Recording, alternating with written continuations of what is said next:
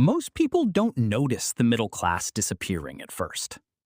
Because collapse today doesn't look dramatic. It doesn't arrive with bread lines or burning buildings. It arrives quietly.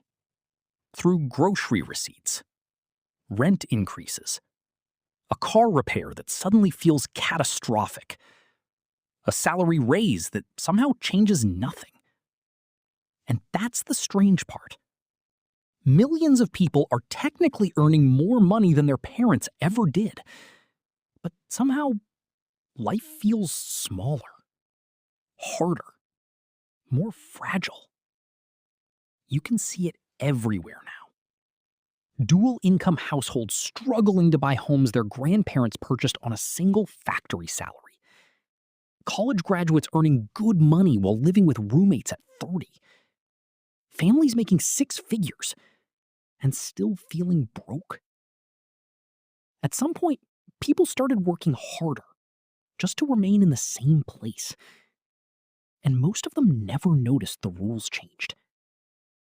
Because the modern economy didn't eliminate the middle class overnight. It slowly redesigned life so that stability itself became expensive. And once you see the math behind it, you start realizing this may not be temporary at all. This may be the system functioning exactly as intended. Because for decades, the middle class wasn't just an income bracket. It was the foundation of modern capitalism. A strange economic deal. Work hard, stay employed, buy a home, raise a family, retire eventually. Nothing luxurious, just stable, predictable, safe. And for a while, that deal actually worked, especially after World War II. Factories exploded across America. Wages rose alongside productivity. One income could often support an entire household. A high school diploma could lead to a pension. Not because corporations suddenly became generous, but because the economy needed mass consumers. That's the important part. The middle class wasn't created out of kindness. It was economically useful. If millions of ordinary people could afford cars, appliances, homes, and vacations, companies made enormous amounts of money. So governments invested heavily in infrastructure. Corporations shared more profits with workers. Housing stayed relatively affordable. College costs remained manageable. And productivity gains flowed into wages. Then something changed. Quietly at first. Around the late 1970s and early 1980s, the relationship between workers and the economy began to separate. Productivity kept climbing. Workers kept producing more value. But wages stopped keeping up. And once those two lines disconnected, the entire system slowly transformed. Here's the uncomfortable math.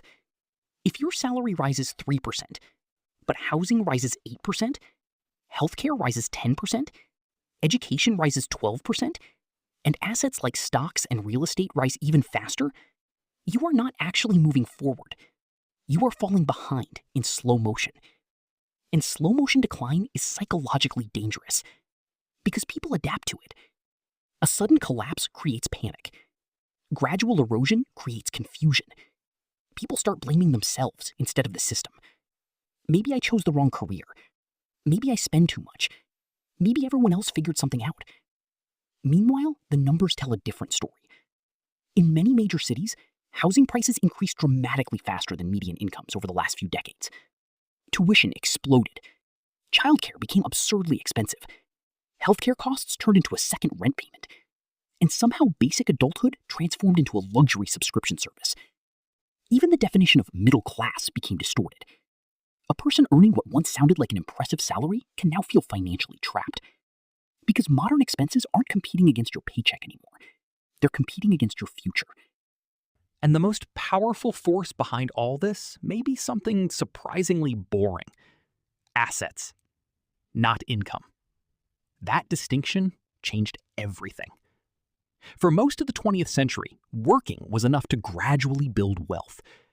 Today, wealth increasingly comes from owning things: stocks, real estate, businesses, intellectual property. The economy shifted from rewarding labor to rewarding ownership.